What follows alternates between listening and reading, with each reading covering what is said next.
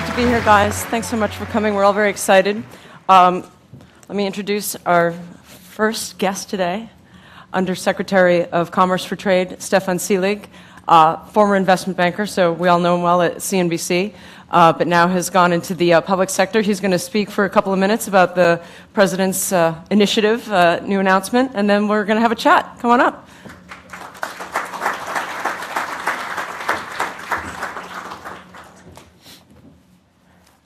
Good morning, everyone. Thank you so much for having me today, and I'd like to thank Nasdaq for hosting this event, and of course thank Michelle for her participation this morning, and the Wharton School for putting on this incredibly important and timely summit. Let me start my remarks today by discussing one of the first things that I did when I was confirmed in my current position. I had read that the President was fond of passing on articles to his staff, and that gave me the idea to do the very same. And I ended up sharing a fantastic piece written in the Wall Street Journal entitled "The Two Latin Americas." And in that article, it described one Latin America that consists of countries that chose the path of free trade, free markets, and human capital development. Those countries comprise the Pacific Alliance, Mexico, Peru, Chile, and Colombia. The other includes countries that chose a different path, a path of state-controlled economic policies, countries like Venezuela and Argentina. And I remembered this piece because this very divide, I think, reflects the choice facing Cuba right now. Cuba does not, in fact, have to look 90 miles north to see what a democratic, prosperous, and stable future could look like. It just has to look in its immediate neighborhood. And given the historic opportunity we have to normalize U.S.-Cuba relations, that the path that Cuba chooses will directly determine the very future of commercial engagement between our two countries, which leads to the question that defines today's summit. Where can we go from here? But before we take on this question, there are a couple of other questions we should first address. The first is, how did we get here? As the President noted back in December, the past 50-plus years have been defined by an approach that has fundamentally failed to advance U.S. interests. It has failed to deepen the connection between the American and Cuban populations and failed to create a broader range of opportunities for the Cuban people. And that is why he commenced this process to chart a new course towards normalization, a course that, amongst other things, will further engage and empower the Cuban people. That leads to the second question, which is, where are we now? In January, the Commerce and Treasury Departments unveiled regulatory amendments pertaining to Cuba.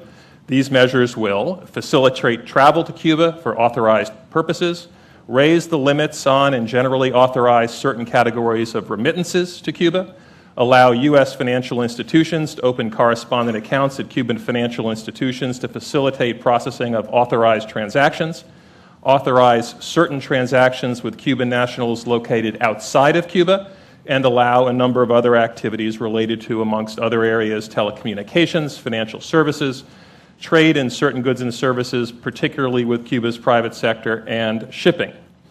But it is equally as important to explain what they are not. They are not measures that will lift the U.S. embargo on trade with Cuba, which is still in force and codified by existing U.S. law. And none of these measures represent an endorsement of the status quo when it comes to the state of human rights in Cuba. I think that leads us back to the essential question, which is, where can we go from here? I use the word can as opposed to will because, of course, no one can predict what the future will look like. The path of a reforming country, just like the path of normalizing relations after more than 50 years of tensions, is an evolutionary one and a deliberative one. More importantly, the path will rely on the principal actors. From the United States government's standpoint, we have taken the first steps towards encouraging Cuba to opt for that right path. As for Cuba, the President in December acknowledged that President Castro has made certain changes to gradually open up their economy. But now let us be clear, if these are the first steps on a new path for Cuba, that path will indeed be a long one. The Cuban economy possesses deep structural challenges. It has a population half the size of the city of Shanghai an infrastructure system that cannot adequately handle trade, transportation, or digital commerce, a decimated manufacturing sector, and a slack labor market. But if these are the first steps, then the administration is ready to encourage and to help. And part of that effort is making the stakes clear. Yes, we want Cuba to choose the path of free trade, of free markets, and human capital development. But that is precisely what it is. It is a path. The destination is a democratic, stable, and prosperous Cuba. It is a destination that means improving the day-to-day existence of the Cuban people, expanding the political freedoms of the population, and even the potential to take a leadership role on the global stage years from now. And Cuba does not have to just look 90 miles north in order to see what that looks like. Chile took this path and became the first South American country to enter the OECD, while developing an innovation sector so robust that it is now called Silicon Valley. Colombia took this path and became the third largest economy in the region and is now undergoing OECD accession as we speak. Peru took this path and not only increased life expectancy in their country by over a decade, but this year will become the first Latin American country to host the World Bank IMF annual meeting in nearly 50 years. And of course, Mexico took this path, and as a result, they went from the brink of economic collapse to a top 10 global economy and member of the G20 in less than a generation. All four countries are now projected to be amongst the top 30 global economies by the year 2050. And now Mexico, Chile, and Peru all have the chance to join the Trans-Pacific Partnership, TPP, which will give our markets access to over 40% of global GDP, while further solidifying the values that should define 21st century global commerce. But there is one other principal actor here, and that is all of you in the American business community. In my travels as Undersecretary, they have shown me one thing and one thing profoundly. It is the sheer transformative power of our business community, both as an engine for growth and an inspirational force around the world. Cuba indeed has a historic opportunity in front of it to choose a path where it is no longer the exception and where years from now it can become a model to its neighbors and beyond. Thank you for listening.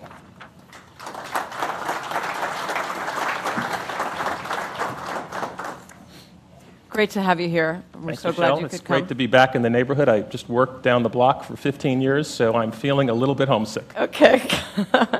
Glad we could help you get your New York fix. When we look back in a couple of years, how are we going to define progress? What do you think is the measure that tells you that this was a good idea, what the president has started? Well, I think fundamentally it's, have we supported and empowered the Cuban people? Have we put them on a path to help build their nascent private sector and given them greater economic independence from the state? Opening up diplomatic relations, I think, will be the first step that allow us to do that. But fundamentally, this is about engaging with the Cuban people. And as a former business guy and the secretary is a former businesswoman, I think doing that through our commercial interaction and relations is the very right way to begin that process. Are the Cubans ready for it, do you think? Well, I think they're certainly enthusiastic. On a cautionary note, we just have to remember, though, what the country is. I said in my remarks that Cuba is half the size of the city of Shanghai. It's 11.5 million people. That's about the size of Ohio. Average Cubans make $20 a month, so they have some real constraints. There are infrastructure deficiencies, and in fact, they haven't been part of the global economy now for 2 generations. So it's going to be a slow process, and a process that hopefully, though, will lead to an end result that I think all of us as Americans will be proud to have allowed them to embark on. Do you think the American business community realizes the hurdles that still exist? A lot of things have changed, where you can now do far more in Cuba than you could before. Yep. Does the enthusiasm that I've seen, that I'm sure you've seen, match what is the likely reality of actually being able to do stuff there? Well, look, I think we're enthusiastic probably for more than just narrow commercial reasons. I think we're enthusiastic as a country, to help a neighbor. The Cuban population has been such an important contributor to the United States. The president said this in his remarks, in the business community, in arts, in entertainment, in sports, in culture. And I think we really want to see if we can help do the right thing for the Cuban people. I think, to your point, given the lack of financial resources that currently exist in the country, I think the commercial opportunity is probably more limited in the near term, frankly. If you look at all of the imports into Cuba over the course of a year, it is roughly the size of our exports to Canada during 1 week. And so it's a small economy. And the fact is that economy has been opened up to the rest of the world and still is facing these challenges.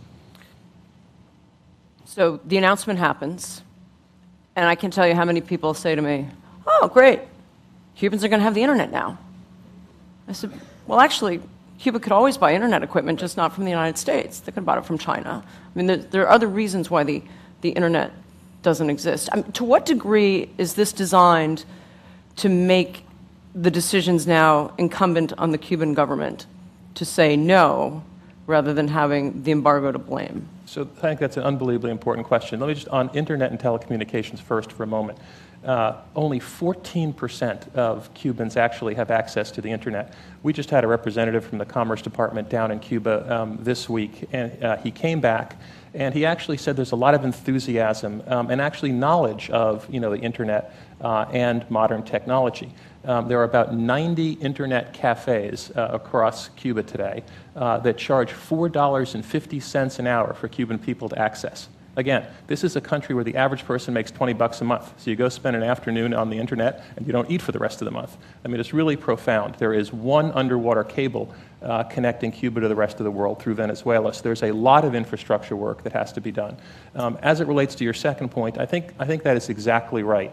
The Cuban government has held out the big bad Americans, frankly, as the reason for so many of their issues that they are facing over the course of the last 50 years. And one of the things I think that will hopefully accelerate this process towards development of their economy is to be able to remove that very excuse and to help them.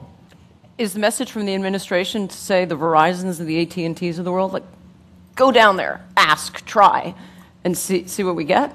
Well, it's more than just the Verizons and the AT&Ts. I think it's all American companies, and frankly, it's going to be the American people. One of the big issues is, while there's this huge amount of opportunity and I think demand from the Cuban people, there just aren't the financial resources yet. So one of the things I think you're going to see is Cuban families helping their families that are still in Cuba, helping to take advantage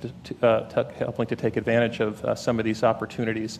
But the Cuban people are going to need a lot of help, and hopefully the American business community can play a part in that. What do you say to critics who argued, I mean, there's the extreme right who says this shouldn't have been done at all.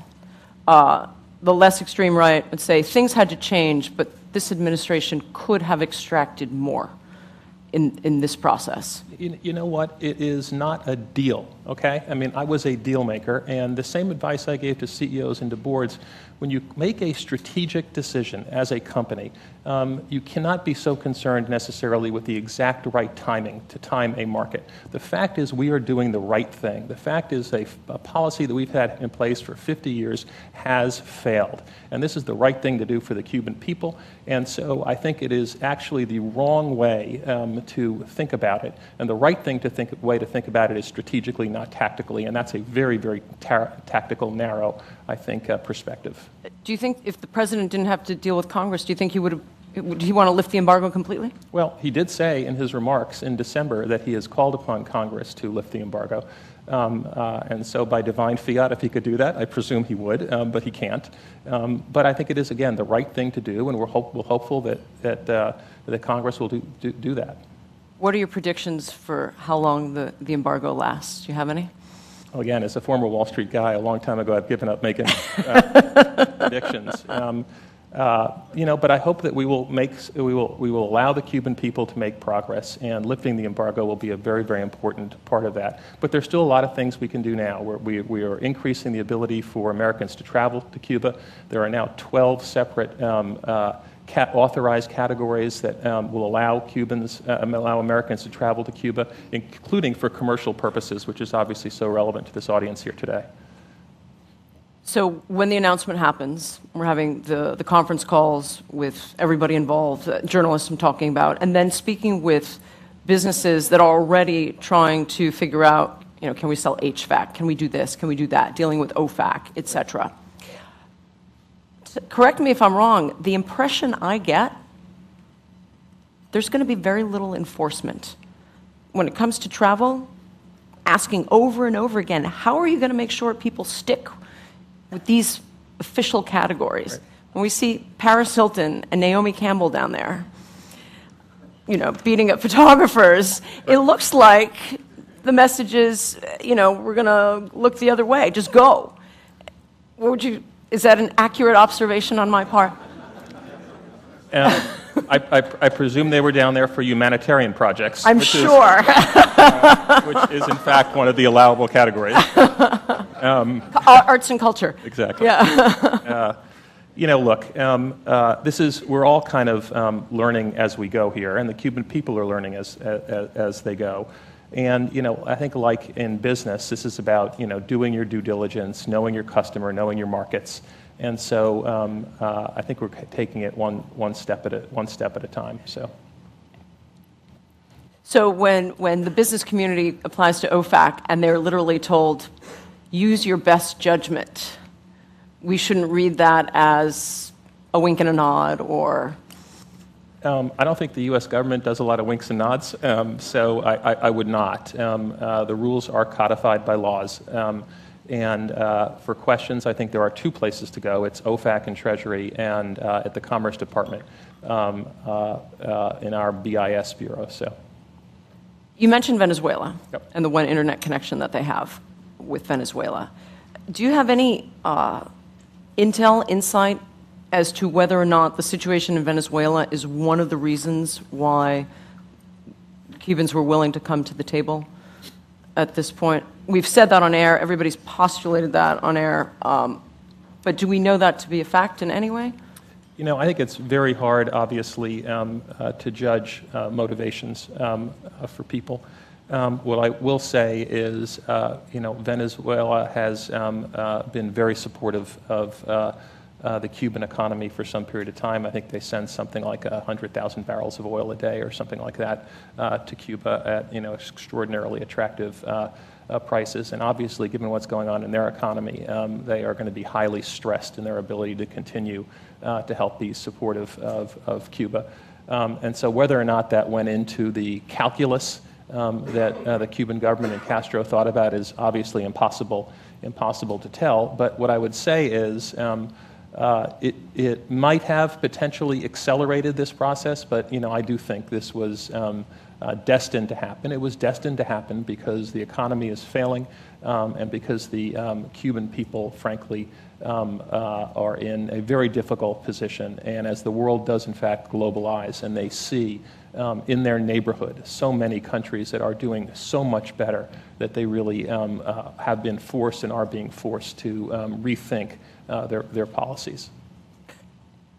Do you think they really will choose? You talked about the transformative power of business, and this is literally a country that has rejected business for 50 years. Yep. Will they choose the path of free markets? Well, I hope so, and they've started to take some baby steps, right? So there are now roughly 500,000 or so entrepreneurs. There's a word that you can pronounce that I can't. The cuentapropistas. Exactly, that's what I meant to say. Which are really taking, which is really the first steps, I think. But these are really micro businesses. I think when people say entrepreneurs, we imagine like little yahoos or something. It's not that. Steve Jobs working in the garage, yeah, right? Yeah, it's not quite that. And so there's really some muscle memory that has to be built, some circuitry that has to take place in order for them to enter into the global economy. But it is in fact a first step. And I think it's an important first step, and it will allow us to be able to work with that class of citizens to help build and grow their economy, and as I said, hopefully empower them to create prosperity. Cuentapropistas is a funny word because it means you work for your own account, not for the government's account. Like, They never say the private sector in Cuba. They say the non-government sector. Right. Well, that's because 72% of the people work for the government. Right. And so it really is it is the dominant part of the economy, and it's going to take some, real time to have that transition away. But it's almost Orwellian. They won't even use the language of the private sector. Everything is always done through the purview of the state sector. So it really feels like it's going to be a struggle for them, regardless. What's the next step now, do you think? Well, I think the next step, we mentioned that hopefully we'll make progress towards lifting the embargo legislatively, but I think the next step is this, which is beginning the dialogue here in this country, beginning the interconnectivity with the Cuban people to allow us to move down that path. And so this is about taking steps, and we are taking steps. And as I said in my remarks, the United States government is here to help. We want to help, and that is really at the very center of what the president is trying to do here, and something that I think is so timely and so important. And I know in the Commerce Department and the Secretary is so very supportive of this initiative. And I don't want to steal Roberta Jacobson's thunder, but can you give us any sense of what you expect how soon before? Are they going to get something done before the Summit of the Americas, which I know was the president's goal? Well, that's a week and a half or so away. So she can talk about that. She, I think, will tell you that she's had 3 very productive negotiating sessions. So I think she can describe those more fully.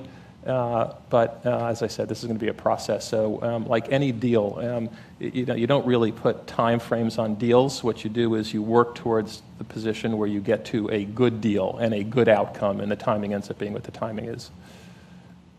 First step, theoretically, or at least to hear from the Cubans, is they've got to be removed from the list of countries that sponsor terrorism. Do you think that's going to happen? That will happen. That will happen in the near term. Hopefully. The near term might mean something different in government speak than it does in private sector speak, but it will happen in the near term. Okay. So we can take some questions from the audience before we wrap up. If we got microphones back there. No speeches. I'll shut you down. I know my people. And we have one right here in the front row. Oh, we have a microphone if we want to bring it up to her here. Why don't you say your name and why you're here? My name is Deborah. I'm actually with the Wharton people. You're with Wharton, great. Yeah. I just wanted to ask the Undersecretary a question about the actual realistic impact of U.S. business in Cuba. I mean, every other country in the world can trade with Cuba, right? But their economy has not really improved that much. What can the U.S. realistically do if we open ourselves up to relations with them?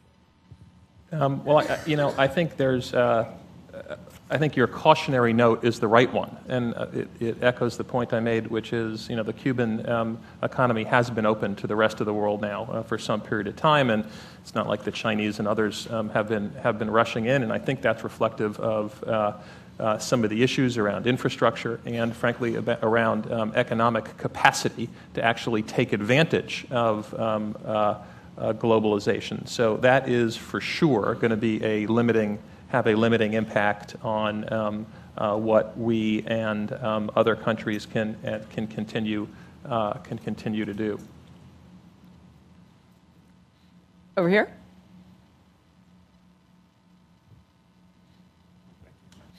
You pointed out that there's sort of a gap today between kind of the enthusiasm and the economic capacity to respond to that enthusiasm. Yes. How long do you think it will be, or what's the window of time before that enthusiasm might lapse into disappointment if the people of Cuba don't start to see some pretty dramatic changes? Well, I guess there's two things, right? There's the enthusiasm amongst the Cuban people, and then there's the enthusiasm amongst the American people. And I think you have to kind of separate those two things. And I think as it relates to the Cuban people, for sure there have been some fits and starts in the past towards reform. And so I think as a result of that, you're seeing people approach this announcement and this process perhaps more gingerly and more reluctantly than they might otherwise. And so, again, that is going to be a process. And my hope and expectation would be, as we continue to make progress, that enthusiasm amongst the Cuban people will grow and build. As it relates to the United States, as I said, this is really not about some economic miracle that is going to happen because this market of 11.5 million people is going to be open up to us in varying degrees over time, 90 miles south of Key West. What it really is an opportunity for us to export the best and most important things about our country, to create freedom, prosperity, bring people out of poverty, and to create all the things that can happen in this nascent economy, and to really help. And so I don't think actually, as it relates to enthusiasm here, those very timeless values are going to go away anytime soon, or I certainly hope not. One of the impacts that is being seen almost immediately is money being sent from expats and exiles living here and the numbers increase dramatically. And the amount that can be spent on a private business is unlimited. The Cuban government takes a cut of every one of those money transfers. And so the critics say, well, that's just going to keep them in power longer, that it actually defeats the purpose because they need foreign currency so desperately. What do you say to that argument? Michelle, there's a lot of really good charitable organizations here in the United States that have to pay overhead to do what they do and be successful. So, it is the price to pay, but at the end of the day, we're doing a really good thing, and people that are supporting their families are doing a really good thing. And while it may be imperfect, it's the right thing to do. And the trade-off is acceptable? It's acceptable to me, but that's really up to those families who are looking to help, support and help their loved ones and their relatives who are in a difficult place. $20 a month, Michelle. No, $20 a month. Yeah, but shift the decision to the individual who says, okay, I'm going to send this money, and I know that 20% goes to the regime, and they. We all pay taxes. We have a question up here, and I'll get so. Steve Coburn from Wharton. I realize there's a political imperative to link economic liberalization to democracy and human rights. That, I think, creates unreasonable expectations. Wouldn't it make more sense to focus on markets, economic liberalization, the economic benefits to the Cuban people, and lessen the emphasis on democracy and human rights? One thinks of Vietnam, for example. We do business with lots of countries where investment and economic activity have improved the lives of people in the country. It takes a very long time, if ever, for markets to result in political change. And are we setting up a straw man that's unreasonable in arguing that going into Cuba is going to not only liberalize the economy, but result in perhaps regime change or a movement towards democracy? Well, look, I'm in the Commerce Department, right? So I'm really focused on the former, not the latter. The Secretary and I, fundamentally believe that one of the greatest, attributes we have at our disposal in terms of trying to enact our strategic and diplomatic policies is our commercial, our ability to enact our commercial diplomacy. And so what the President's announcement was about is really around exactly what you just suggested, commercial diplomacy. We hope and expect those other things will come from it over time, but we're really focused on, and what we're focused on in the Commerce Department, is how can we get our business communities better aligned and create prosperity and empower the Cuban people. And we're hopeful that all those other things happen down the road. However, we're very focused on that. What I will say, though, is if you look at many of those other markets you just mentioned around the country, around the world rather, we have done I think their entry into the global financial system has in fact led to a lot of very, very positive changes. So in fact, if you go to Vietnam, the Trans-Pacific Partnership that we're currently negotiating with them now will have in its, if we get it done, will have in it environmental and labor standards that I think wildly will improve that country and improve not only the environment, but the ability for workers to participate in that economy in a very different way than they have in the past. So time will tell. Good morning. Ralph Patino, Latino Victory Fund in Cuba now. There are over $1 billion in judgments against the country of Cuba. Everyone in this room is either representing a company that wants to do business in Cuba or knows of someone that wants to do business in Cuba. Is the administration making any kind of provision to deal with the judgments so that our clients' money, when invested in Cuba, is not attached or liened? Yeah, so I will let, Assistant Secretary Jacobson talk about some of the specifics of where we are in those conversations. Obviously, we're very well aware of those and other issues that will continue to complicate commercial relationships between our two countries. And as I said, this is going to be a long and a deliberative process, and that is indeed one of the things that we are well aware of and are going to have to deal with. There wasn't a sense that that should have been part of the early part of the discussions? You know, the problem, Michelle, is if you try and do too much too soon, you don't get a deal done and you don't begin that process. So again, what I think the President did, which was exactly the right thing to do, is to embark down a path that was a result of a failed policy that hasn't worked for 50 years.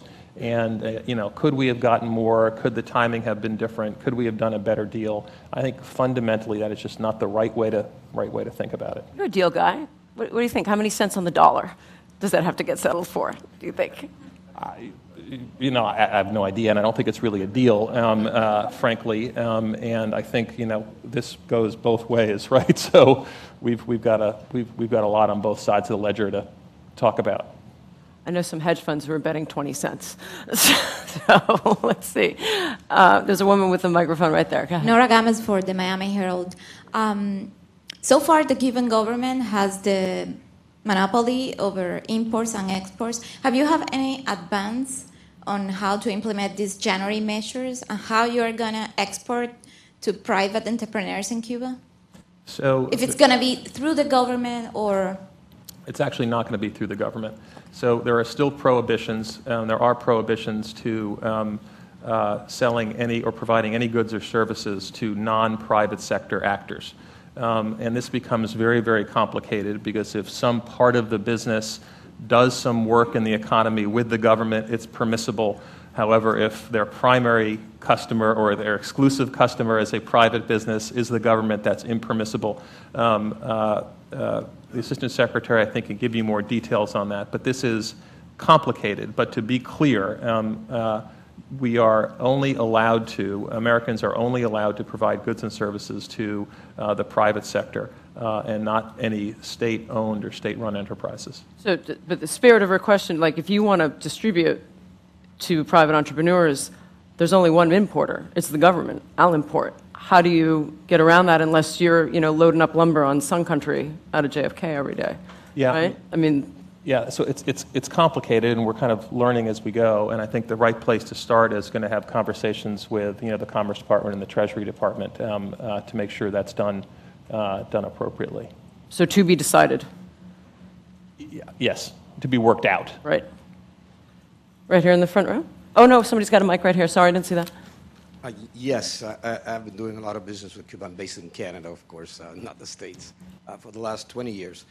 And recently visited and see there's a lot of differences, rules, regulations there and here, a great divide. Is your administration doing anything to bridge that gap? And in terms of bilateral groups or committees, is there an enterprise funding, something that will, like continuing on the thought that will bridge those differences and bring together, be easier to do business and to push an agenda for Cubans and Cuban Americans to do business everywhere, not just in some industries. Is there anything state-sponsored in a sense? It actually is challenging at the moment because we have certain regulations and laws in place that prohibit the U.S. government from helping U.S. companies to export to the Cuban market. And until that is legislatively changed, actually the government has some real limitations on what we can still currently do. So the services that we would provide U.S. companies, for example, in other places around the world, we cannot now provide to U.S. companies in terms of exporting goods and services to Cuba. And so that is going to have to be something, frankly, that happens down the road as opposed to now. James Gomez, can you share what are the key goals in terms of maybe a handful of priority issues that you're discussing currently with the government of Cuba, and what their key objectives are? So what you're bringing to the table in terms of what you're asking for, what we're asking for, and then what they are asking for in return. Well, again, I will leave it to Assistant Secretary Jacobson, who's the person who's actually having the discussions directly with the Cuban people to talk about the specifics of the agreement. But I don't really think that it's quite as narrowly defined as your question suggests, frankly. And so it's really not a deal. And I think these questions around the deal, I just think, are not the right lens from which to look at what the president is trying to do. What we're trying to do is begin a dialogue. You're talking to two governments that haven't spoken for 50 years. I mean, can you imagine? We just don't speak the same language. They don't speak the language of and I don't mean Spanish versus English. We just don't speak the same language in terms of our diplomatic dialogue. There is no fundamental commercial business circuitry in that country, and what we're really trying to do is really begin a diplomatic relationship that we hope embarks us on a path that will move us in the right direction, where we can talk about deals later on down the road. And so that is really what it is. And so I would really caution us from being having expectations that are too deal-like and too specific in the near term. There are some areas, though, where you're hoping for cooperation, right, when it comes to law enforcement, the environment, Sure. telecom, eventually to reconnect. Tell us a little bit more about what is potentially achievable just in terms of diplomatic relations. Well, look, we will. The United States is going to continue to work with Cuba on matters of mutual concern that advance our national interests, of course, and those include some of the things you mentioned, Michelle: migration, counter narcotics, environmental protection, trafficking in persons, and greater internet connectivity, as we talked about earlier, as amongst other issues. So those are the things that the ongoing cooperation that does exist and will continue to exist, and hopefully will be even bolstered by the... Are you even there talking about that yet, or is that to remain to be seen? Like, you have any insight into how willing they are to be cooperative? But those are all things we have been talking about. And so whether or not they are going to be, those conversations are going to be more fruitful and constructive, I would hope so. Because it's like any relationship. An improving relationship should lead to better connectivity and hopefully down the road better outcomes. So, a couple more, and then we're going to be done. We have to go for the opening bell. Let's. Boris Hirmas with Tres Mares. I couldn't hear you. I'm sorry. Boris Hirmas from Tres Mares. The basic flow of money to beyond just the remittance from a Western Union to get the economy going. On both sides, you need allowances. On the Cuban side, not only the financial sector, the tourism going to Cuba, the entrepreneurs. How do you foresee the basic flow of money going so the economic activity can continue? Well, the first thing that has to happen, obviously, which Michelle mentioned, is we have to remove Cuba from the list of state sponsors of terrorism, and that is going to be the first impediment that will be lifted to allow greater financial connectivity. Again, having been a banker, any country that is on that list, really is a bright line prohibition from doing business in that market. So I think that's the first thing that's going to happen, and hopefully that will presage some constructive and positive developments about financial institution. The ability of financial institutions to operate in the Cuban market. Why should they be lifted from that list? There's a whole host of, first of all, I think there's a recognition that the world has changed from when they were put on that list, and they should be taken off that list because it is consistent with the president's policy of re-engaging and establishing a new relationship and addressing what was a failed policy. And so I think that is just one part of our ability to do just that. He asked about remittances. You're a numbers guy. Any studies, anybody looked at just how much money might flow in as a result of the changes that have already been announced? I don't know. I don't know the answer to that question. Perhaps the folks in the Treasury Department have looked at that, but we haven't yet. It's also unknown at this point. I see somebody with the microphone back there. Hello. Mario Baeza. Mr. Undersecretary, I'd like to know, although Cuba has had many trading partners from around the world all this time, they have been excluded from the multilateral bank financing community, which is basically how islands survive. Yep. And I know one of the issues is getting them off of this terrorist watch list, but beyond that, what is the general mood among multilaterals about reestablishing financial support for Cuba? Well, what I would say is, their neighbors are all very supportive. You have the Council of the Americas. Susan will be down there in, 10 days or so, Susan? And I think so. I think there's a lot of support for having Cuba, enter into their community of nations to participate in commerce and to be able to connect through financial institutions. In order for that economy to be successful, that is going to have to happen. And so that's one of the reasons, to Michelle's question, that we're so focused on it. You got your position in December of 2014. Was it before or after the announcement? I actually was confirmed in June of 2000. You were confirmed in June. Why do I see on your bio? I thought it was December. Okay, I'm wrong. No. When you took this job, we're holding a conference about investing in Cuba. And there are no protesters outside. I didn't know that it would happen in my lifetime. Well, look, we are living in a very dynamic time in the world. And if you look around the globe, so many things are happening so quickly. I think this is an example of one such thing. I remember when I first started on this process and becoming confirmed by the United States Senate for a position like this is not a short endeavor. But one of the things that people asked me about was what markets I would likely to focus on, and frankly, the answer that I would have given, 2 years ago when these conversations first started is obviously wildly different than I would have thought about today. And so, I think this is great. It's an opportunity. It's an opportunity for us. It's an opportunity for the Cuban people, and I'm so pleased that so many people here are enthusiastic about it and supportive of the president's initiative. One final question. Anybody have a microphone right now? Okay, so this lady here, yeah?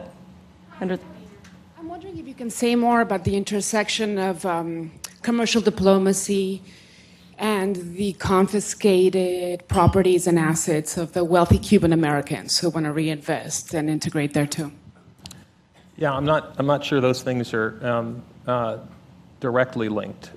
What I would say about commercial diplomacy is the reason why we're so focused on it is as I go around the world and as the Secretary goes around the world, people really want American businesses to participate in their economy. We have the most vibrant economic sector, the most vibrant business community, the most innovative economy, and the ability to bring our business talent and capabilities around the world is there is so much demand for that, and we think there are so few better ambassadors for what we stand for as a country than our business community, and that's really at the center of commercial diplomacy. And we have our businesses effectively operating in countries around the world.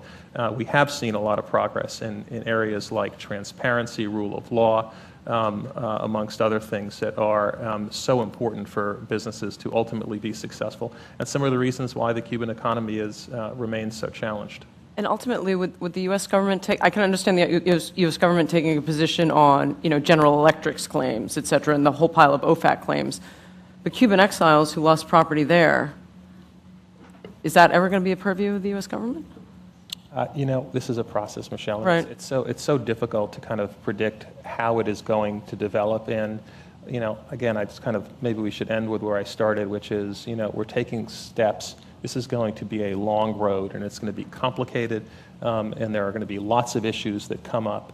But we shouldn't lose sight about what we're doing here. And what we're doing is we're trying to empower the Cuban people and really help them be more successful and more integrated into the global community of nations than they have been in the past. And so I hope you feel as good about that as I do. So we'll wrap it up there. I think it is a perfect place to end. And this is not a criticism of you. I suspected there would be a lot of questions that we just couldn't answer because it's uncharted territory. Yeah. It's so new. So that's why we're all here today. And hopefully, as time goes by, maybe we'll be back again in a year, 2 years. But I think, I do want to end by, not only thanking you for doing this, but thanking all of you for your interest. And it is that very interest that I think will drive the success of this initiative, which will allow us to become closer to Cuba and to help the Cuban people, which is such an important goal for our nation. Thanks so much for doing this. Really appreciate it.